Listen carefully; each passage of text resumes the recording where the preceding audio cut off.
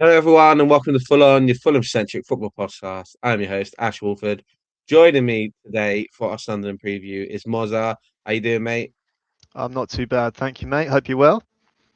Yeah, not too bad. We are a couple of members down this week. Sending our love out to AJ. He's managed to mess up his ankle playing football last night. So, hopefully he can recover enough to be back on Monday when we review the game. Uh, Drew's just obviously being Drew and he's out busy working probably. Someone out there's broke the law. But anyway, let's get on and talk about this Sunderland game coming up on Sunday. Mozza, we had a good result last weekend away against Stoke, although I am suspecting we're going to have wholesale changes considering we made 10 going into that game. Difficult game, Sunderland. They've been very good this season, especially at home. They are exceptionally good at the stadium, right? What are you expecting to see squad-wise from us? What changes do you expect to see? What changes would you like to see going into this game? Yeah, obviously, yeah, we will. I think be back to our usual starting 11. Although, would we want Lecomte in goal actually? Because it's a bit hit and miss, quite literally, with Leno at times. That's the only change I would probably opt for, gun to my head. I think we'll see. Is Tete's back fit now? I think because he was on the bench, wasn't he, for us for Stoke, although he didn't come on. So hopefully he can replace the sordid performances of Timothy Castagne of recent times. And I think we'll be looking at Bassi, Cuenca, obviously that's at left back. Um, yeah, midfield wise, I'm not too sure. I'd like to see King start because he often started at the beginning of the season for us, and we don't see so much of him these days. He's rather coming on as an impact sub, but I thought he had a good game against Stoke, so I'd love to see that. Possibly paired with ESR, and I think it's almost a given that we're going to see Iwobi starting as well.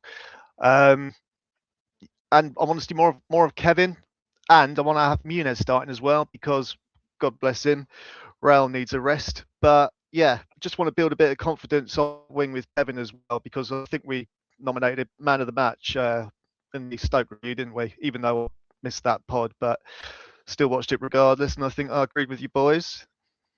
Or I might have been on that pod. Time Yeah, flies no, when do you're you having know what? I fun. think I think you're right pretty much squad wise. I think Chukwueze is probably going to come in for this one though. But I wouldn't be too sad to see him maybe come in for Harry Wilson. I think Harry's had a couple of quiet weeks considering all the hoo-ha that's been going on about him through the games. He's been playing really well of late, and I think we might end up going back to seeing the Harry Wilson that we were seeing end of last season and beginning of this season, where he was a great impact sub, but not necessarily a starting player. I know he's had a good purple patch in the middle of the season, but I think we have to be proactive enough now to know that we have four solid wingers. If you include Oscar Bob in that too, and if he's not performing, he probably needs to, be swapped around. So it wouldn't surprise me if maybe we saw Chukwueze and Kevin play. If we did see that, I'd love to see them, doing what and um, Harry Wilson have been doing in recent weeks of swapping wings quite regularly during the game. I think that will give us a little bit of extra going forward because it was gives just keeps defenses on their toes a bit more. Striker wise, um, again, I wouldn't be too surprised to see Muniz start this game, but I doubt it. I think it's very clear that Rail is definitely our preferred striker at the moment. All the rumours are obviously that he's probably going to be out the door at the end of the season, so it probably won't surprise me too much if we see that change at some point. I just don't think it's going to be this game. Sunderland, as I say, have been exceptionally good at home this season. They are a good football team. They play very good football, and it's going to be a very difficult game. And I think because of that, you know, it's also unlikely we'll see Josh King play too. I think ESR is probably cemented his space there. The centre midfield might be where we might have a few question marks because Sander Berg's had a few dodgy performances of recent, and Mm. Iwobi has looked really leggy. And not surprising, he's looked leggy. He's played a lot of football, been at AFCON, played all the minutes for Nigeria, and come back and played all the minutes for Fulham. So, it's not really too surprising to see that. Going into this one, though, we spoke an awful lot of the last couple of weeks about mentality and style, and we said it when we played against Stoke last week that Premier League quality is probably going to have to outmatch their fight. The one thing I would imagine is with this Sunderland game is that that's going to be difficult to do because Sunderland have been exceptional this season. They've got a lot of fight, a lot of determination, but also a lot of quality. We are going to have an awful lot of We're going to have a massive battle in the middle of the park to make sure that we get through and play. You know, unremarkably, Sunderland's best signing is a central midfielder who's come in, who we already know was a world class player from his time at Arsenal, and is now come back in the Premier League, slightly older, but still absolutely running the show for them. So it's no real surprise. What do you want to see mentality wise going into this game on Sunday? You think this is going to be one of those ones where we've had a few bad results in the league of recent? Are we just going to look to consolidate, take a draw, be happy? Or you think it's important that we keep going and pushing to, get as many wins as possible because we ain't 100% safe yet staying up? Sunderland away, it's always a tough game. But yeah, as you say, given our recent run of form, very poor form, yeah, I think all the odds are against us. When we have spoken about mentality before in the last couple of games, we've said we just want to see some passion and some fight. Now you look at where we are in the table. Sunderland are just 2 points above us, and they'll want to be performing and fighting and possibly contending for the Europe spot. I don't think that's even an ambition for us. Quite frankly, I'm not sure if it should be at the moment. I think we just need to focus on actually wanting to turn up. There's been what seems to be lack of enthusiasm. Now, even though we won against Stoke in the last game, no disrespect to Stoke, and it was a cup game. Yeah, thrilled to win that, but it was sort of one that we expect to win. But we still had our concerns, especially in that first half. So for that reason, I still worry that we're not even just gonna. Yeah, well, I think we're going to be a non-starter. I think we're going to sit back, fanny around, passing the ball back as we normally do, waiting for an opening. And where we just mentioned the lineup as well, mate.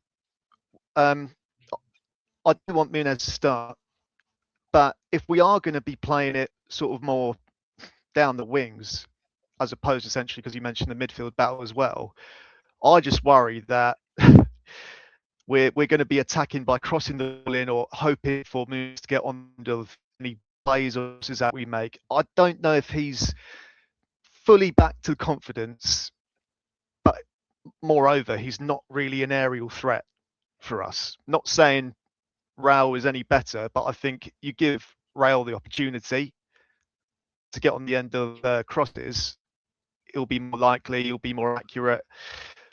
That's my fear. I think we said it in the last review or preview, even that we just struggle to even get a shot away at the moment. Yeah, I just want to see some fight, really. Be that a draw, be it a loss. I hate saying that. I really don't think we're going to come away with 3 points from this. Yeah, it's an interesting one. We were talking about Granit Xhaka, obviously, as a player of Sunderland. He's out injured. He's going to be out for a couple of weeks, and it's one of those ones that they have looked good even without him. Their game against Liverpool, they probably offered slightly less going forward than they have in recent weeks. But they still were really solid, and they were well worthy. In that game, they played exceptionally well. They've got a good squad, right? And they've done well. Their recruitment at the beginning of the season was exceptionally well. We were all really critical about their recruitment because they bought a load of players that were probably going to be off to AFCON, and it didn't really affect them it affected them a little bit. Their AFCON was a bit opposite to ours, where we lost our three most influential players and somehow kept winning, and they went on a run that was a little bit bad. And their AFCON players have come back and they're picking it up again, and we've been a bit all over the place since our AFCON boys have come back. It's been a bit of an interesting one. Form-wise, you have to go with Sunderland in this game because of the way that they've been playing at home, especially. But you can't write Fulham off. You can't write Marco Silva off because we've seen it mentality-wise this season. Other than when we play Man City, we don't back down to teams. We don't change ourselves completely in order to, you know, nullify the teams we're playing against. We've seen that in games where, we've taken Liverpool close, we've taken United close twice. City at home, we did really well. All right, we did concede 5 goals, but City away. But as I say, not we don't want to talk about it. Arsenal at home, we only lost 1-0. These are all teams that are very, very much quality wise above us.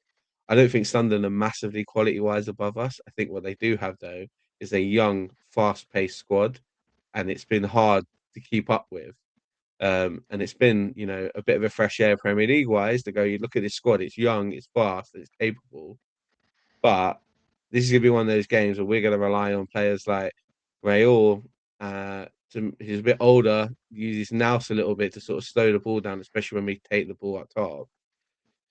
Are there any we always sort of pick players to watch when we talk about these games going in, and before we sort of do that, other than Raul playing up front, our wingers are obviously going to be the most important players going into this game for us, I think.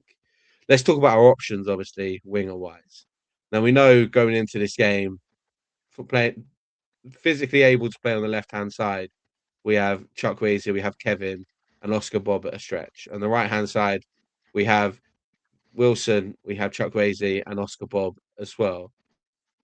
Are you inclined to maybe pick two that you would go give them a string of 5 games and see what they could do?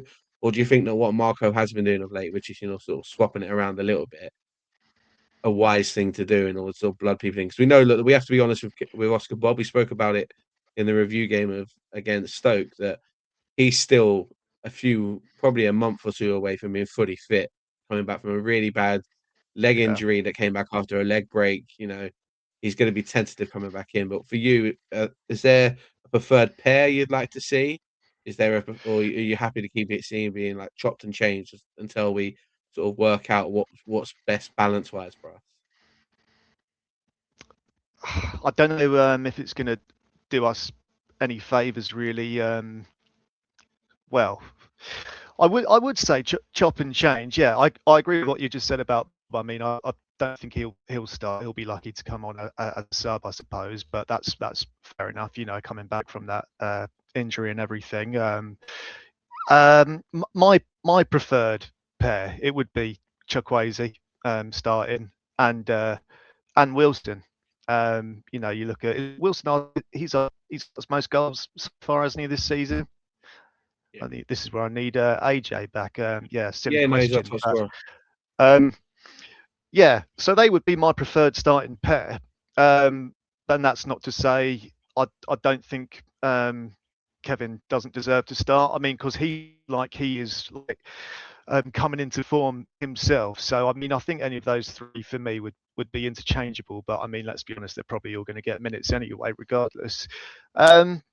It's just I mean, we're talking about like subs or impact subs. I just wonder where Wilson once upon a time was sort of an impact sub, and I think it might have been when he scored against Brentford or won us a game. It might have been last season, but I remember being interviewed after the game, and he actually said himself, "I don't want to be seen as an impact sub," and I thought, "Fair play to you, mate." And then until he was unfortunate injuries, he was in the starting 11. So that made me think, well, he's obviously shown fight and passion to start.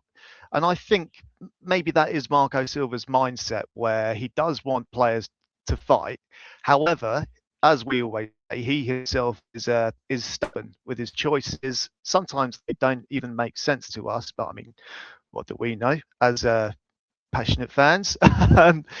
So, yeah, I'm not too sure, mate. I mean, what's your thoughts on it? For Winger me, wise. like I think we're still in a position where we have to play our best two. and our best two are Chukwueze and Wilson. It's as simple as that, right? Uh, Oscar Bob probably will be our best two, but not yet. He isn't fit enough. He isn't up to speed enough. He doesn't know the rest of the team well enough for that to be the case. We've seen quality from him in spits and spurts, but let's be honest, he's played what 8 minutes of Premier League football for Fulham. Like Yeah. you can't really expect much from him from there. Uh, you know, Kevin is still young, and I think he's still trying to adapt to the Premier League. I think he's still trying to adapt to England. He's adapt to English football, right? And I think that it's weird. It's a really weird one because if this game was closer to the end of the season, I'd be sat here saying, actually, I'd rather see the team that we're likely to see play next season than the team that is best for this season, if that makes sense. Like I'll be pushing Chuck and I'll be pushing Kevin because in all intents and purposes, Chuck Weezy is going to be made permanent, and they're likely to be our two wingers going into the games next season because I don't see Harry Wilson staying as much as Is as that much as. definitely? Yeah, sorry to cut you off, Well, mate. mate. Just well, yeah, coming back to Harry Wilson, yeah, I mean that's fair, but with Chukwueze as well, is that definitely on the cards? Because yeah, he is loan, but I mean, is it more or less set in stone that he's going to stay on? Yeah, we just have to pay the fee. It's it's it's a loan with a loan with an obligation to buy. So, we just have to at the end of the season go, yeah, we want him and pay the Okay, 23.5 million pound he's going to cost. Like yeah, that's the thing. Like I think if going into this game, I think you have to go with the two that are most likely to cause damage in a game against Sunderland. And that's probably Chukwueze and Harry Wilson. We know Chuck's been going through a bit of a bad time personally recently, obviously with the loss of his mum, and he's been fighting like an absolute trooper and playing so well for us considering that. He was given the week off last week, which is absolutely fine. He probably deserved it. He's had a busy time period too, emotional one with everything that happened at AFCON, with him missing his penalty and then sort of being scapegoated a bit by all the guys out in Nigeria, and then coming back in and losing his mum. It's not been an easy time for him. So, I get that. For me, we have to start this game with our best two, which is Chukwueze and Wilson. But I wouldn't be too adverse to seeing any of the four as options. It's more of a case of looking to the future. We got this really weird thing at the moment where, we know that Rail's going to start up front, but we know he's probably unlikely to be here next season. If he is here next season, he probably won't be mm, first choice because, between Muniz and, the heavily linked Reina coming in, uh, sorry, the heavily linked Pepe coming in, it's it's a lot there, especially for a young squad. And that's the weird thing. We looked at it last week against Stoke when we're like, our front four is all under the age of 22. Like that's crazy, right? Uh, but then you look at it and go, oh, that's all right for the FA Cup playing Stoke. Probably not good enough when you're playing against Sunderland, who are, up for a fight and playing exceptionally good football at the moment in the Premier League. So it's a difficult one, isn't it? It's one of those conversations yeah. I want to have because it's like, what do we do? At what point in the season do we go, right, let's start concentrating on next season? Then this one. It's probably before we're mathematically safe. I get it. So that's probably the reason why. It's just more of those, you know, what is the actual ambitions for us this season? Do we actually want to get Europe? Are we just looking to consolidate and then go again next season? It's really hard to tell with us because mixed Well, signals are yeah, absolutely everywhere in the club. yeah, and we were talking about that, just at the last transfer day, not really knowing if Marco is committed to the future. You mentioned Wilson a couple of minutes ago. We don't know if he's going to stay, and he's mentioned he's only going to stay once he knows what Marco's decision is.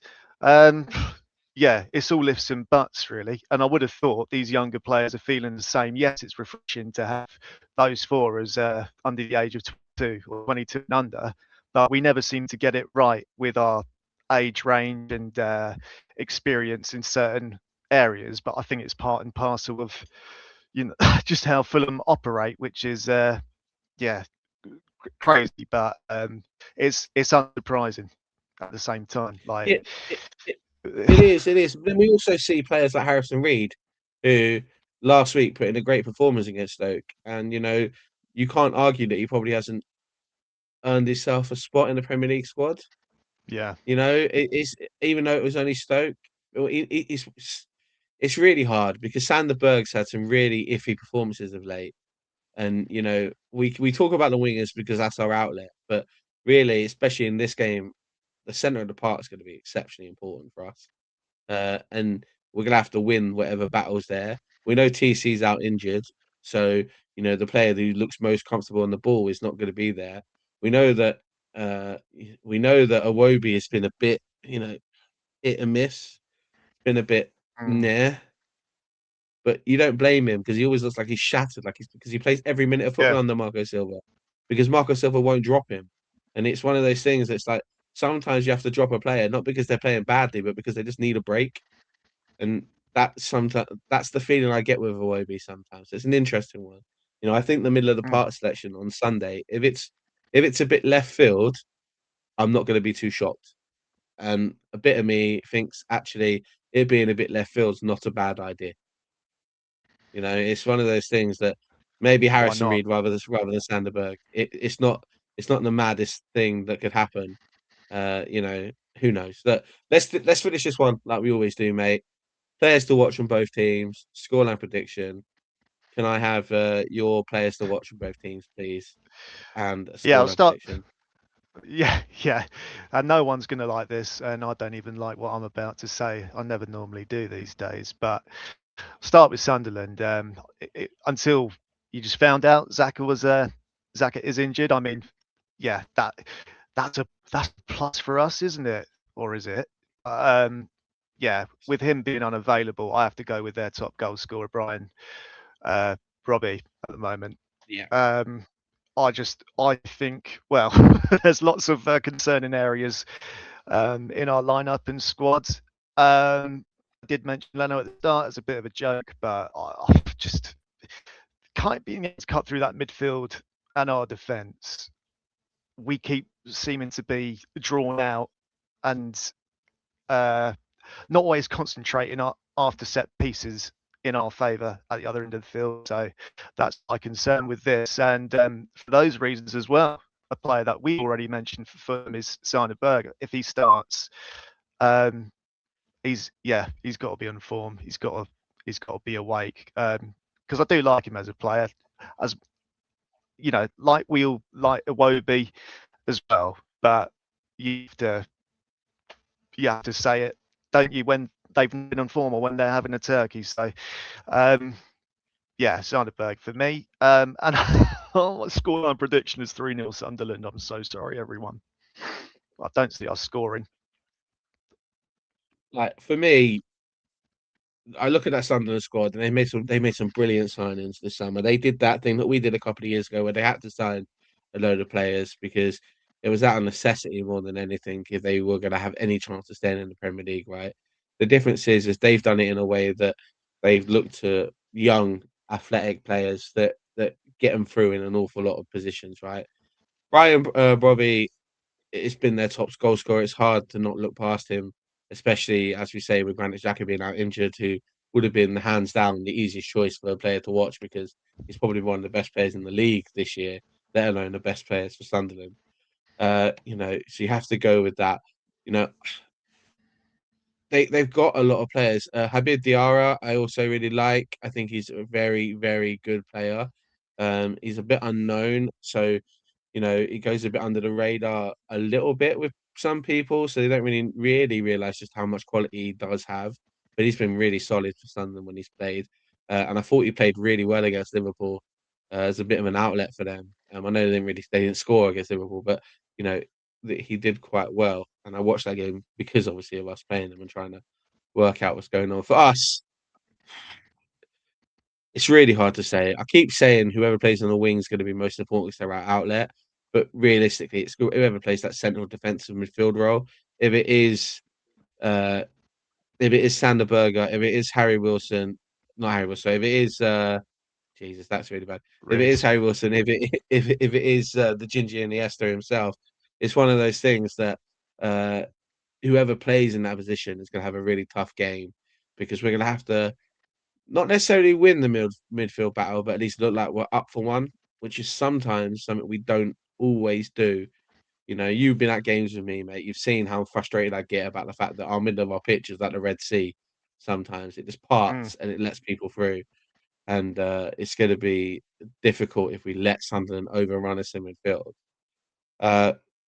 because of that. So, whoever plays in that position. And the other player to watching me is Bernd Leno. Unsurprisingly, anyone who's watched the show of late knows I am not very impressed with the way that Bernd Leno has been playing of late.